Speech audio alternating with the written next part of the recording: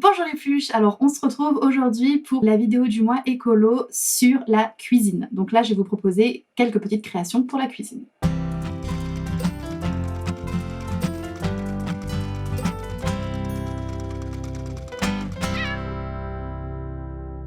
Alors aujourd'hui on va voir comment réaliser une éponge en tissu, une petite charlotte pour placer sur vos plats quand vous les mettez au frigo et pareil un dessus de plat en cire d'abeille, donc écolo, lavable et je vous montre tout ça.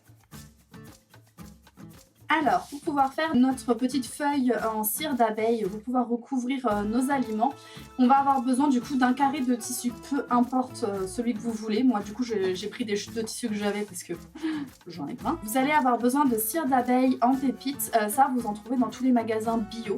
Il en existe de plein de sortes. Donc vous prenez bien en grains, parce que le but ça va être de faire fondre ces grains là. Vous allez avoir besoin de papier cuisson, parce que si jamais vous mettez directement votre fer à repasser sur votre cire d'abeille, ça va coller sur votre fer à repasser et vous allez perdre votre fer à repasser. Du coup je vais prendre ma cire d'abeille et la mettre dessus. Alors là j'en ai peut-être mis un peu beaucoup, je retire après, je juge un petit peu ce dont j'ai besoin. Je répartis bien, plus vous en mettez, plus ça sera efficace.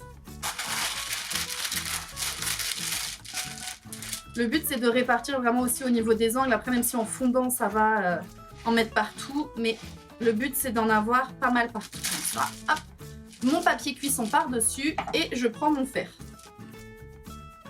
Là on peut voir déjà que ça commence à fondre ici, ça fait une grosse flaque. C'est le but qu'on recherche. Ah oui, je vous préviens, ça a une odeur particulière, hein, donc prévenez les gens si vous faites ça chez vous, ouvrez les fenêtres.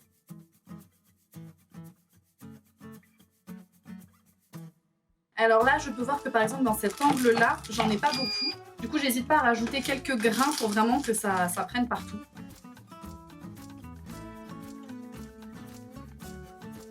Une fois que j'ai bien réparti partout, je vais décoller ma feuille.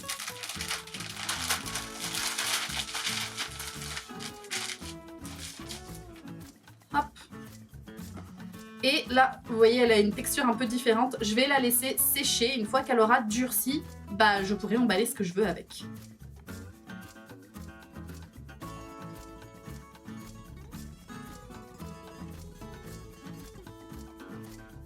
Alors là, ce qu'on va apprendre à faire, c'est la petite charlotte. Donc ça, c'est des charlottes qu'on trouve à l'achat, en fait, en magasin. Donc c'est comme une charlotte qu'on peut se mettre sur la tête, hein, sauf que c'est pour mettre sur un plat. Et donc c'est pas très écolo, parce que vous voyez, c'est du plastique, ça se lave, mais pas forcément bien. Une fois que c'est troué, on va le jeter. Et donc notre but, c'est de faire la même chose en tissu. Donc pour ça, moi, j'ai choisi un tissu rose, avec des petites fraises et tout. Je me suis dit que pour la cuisine, ça allait être sympa. Et donc le but, c'est qu'on va découper un cercle dedans, pour avoir notre base. Pour ça, ceux qui avaient vu ma vidéo sur le haul chez Action, j'avais acheté ce truc. Donc on va tester pour faire notre petit cercle pour notre charlotte pour le plat. Donc première étape, c'est ça, tracer un cercle dans votre tissu.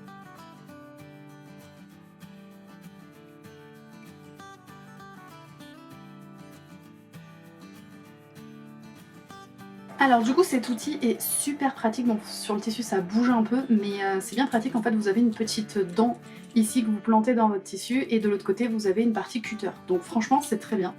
J'ai pu tracer mon petit cercle que j'ai ici qui sera donc le dessus de ma charlotte.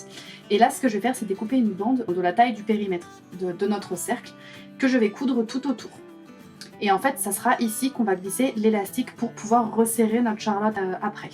Donc là, ce que je vais faire, c'est calculer, découper ma bande et la coudre tout autour dans un premier temps.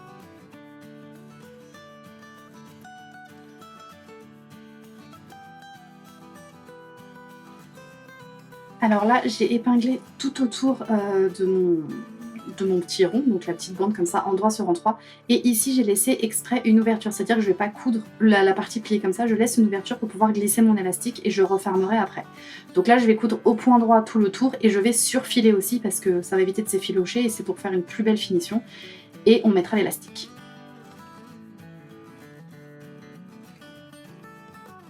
Alors du coup là j'ai ma petite charlotte donc avec mon tour qui a été fait, donc là pour l'instant ça ne sert à rien du tout. Ce qu'il faut qu'on fasse c'est rajouter un élastique donc il sera plus petit que ce périmètre là pour évidemment faire l'effet resserré. Et donc on va utiliser la partie qu'on a laissée là et glisser notre élastique dedans à l'aide d'une épingle à nourrice. Donc ça je vous l'ai déjà montré plein de fois dans d'autres vidéos. Donc c'est ce qu'on va faire là maintenant et ensuite on aura quasiment fini notre charlotte parce qu'il restera juste comme d'hab à refermer et on aura fini.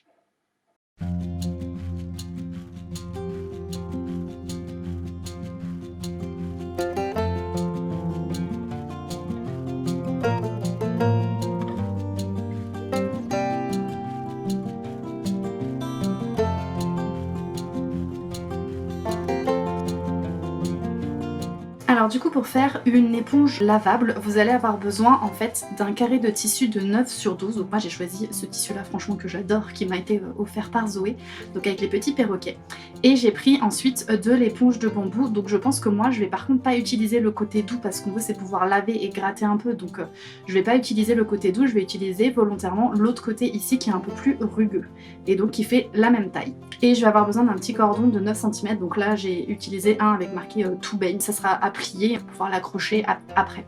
Du coup ce que je vais faire en tout premier c'est placer sur mon côté éponge, donc je vais choisir le milieu. Hop.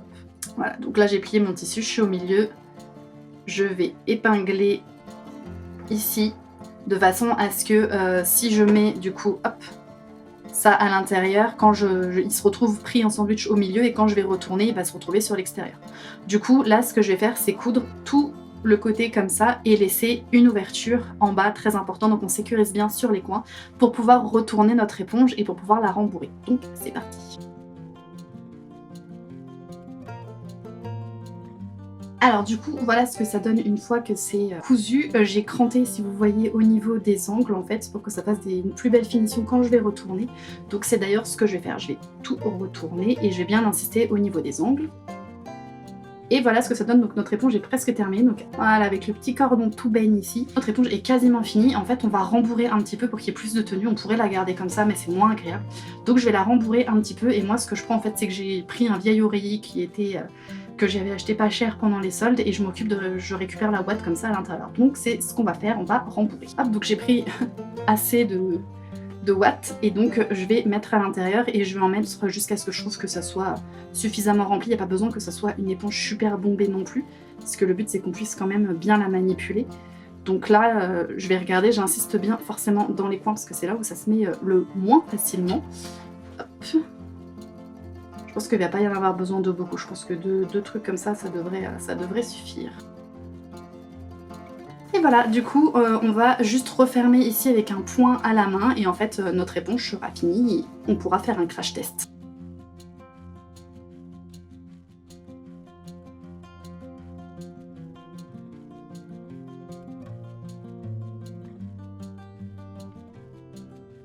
Je vous remercie d'avoir regardé cette vidéo, j'espère qu'elle vous aura plu et qu'elle vous aura donné des petites idées pour devenir un peu plus écolo dans votre cuisine.